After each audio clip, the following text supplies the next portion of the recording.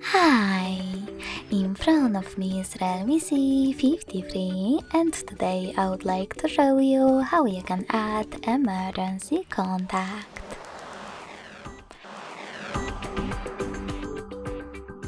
First of all, go into settings and scroll all the way down to access safety and emergency.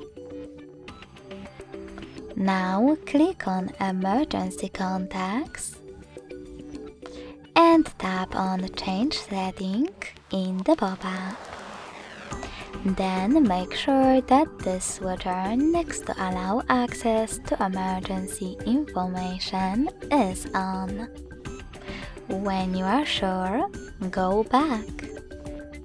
Now to add your contacts, tap on this plus next to add contact and click on the one that you wish to add. You can do that to multiple. To delete one of your contacts, select this X next to the chosen one and tap on remove to delete it. As you can see, after that, my emergency contacts were successfully added.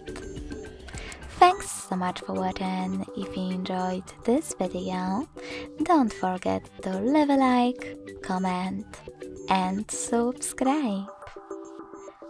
Bye!